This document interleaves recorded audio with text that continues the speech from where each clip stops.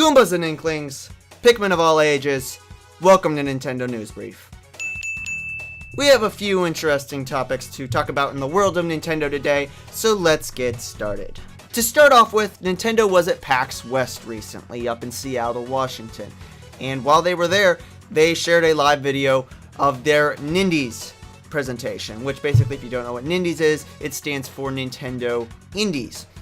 Basically showing off all of their independent developer games that are coming out in the near future for the Switch. And while there were quite a few games announced at this, like probably 15 or 20 or so, I'm just going to go over 3 of them, and you can go and watch the Nindies presentation yourself. I'll leave a link down in the description.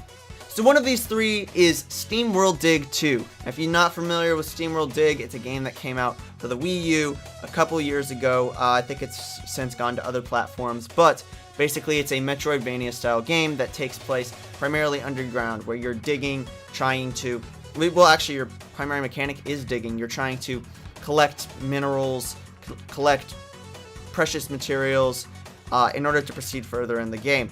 And I know I never played it, but it certainly looks like a fantastic game. And Steamworld Dig 2 looks even better. There's a new character, there's a new art style to it, it almost seems like, and I'm really looking forward to this game.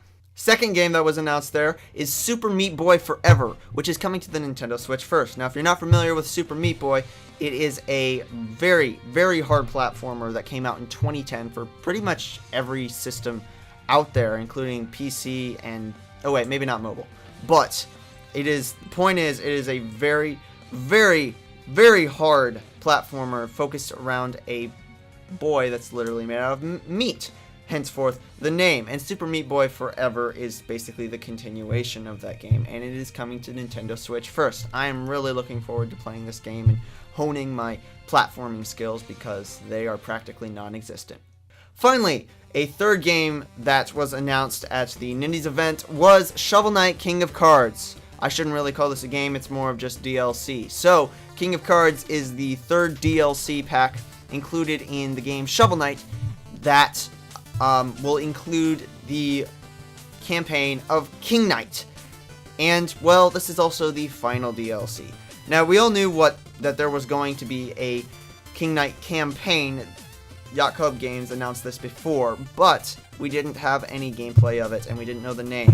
So, I'm certainly excited for this game, although I am just kind of sad that they aren't, continuing on and making campaigns for the rest of the Knights. I think it would be really cool to see campaigns for, like, I don't know, Polar Knight, Black Knight, Tinker Knight. Like, Tinker Knight would be super awesome. But I suppose Yacht Club Games can do what they want to, and in the meantime, I'm really looking forward to King Knight. But speaking of Shovel Knight, there are 3 Amiibo coming to the Shovel Knight games. Now, if you're a big Shovel Knight freak like me, you've probably got this Amiibo right here. This is one of my favorite Amiibo.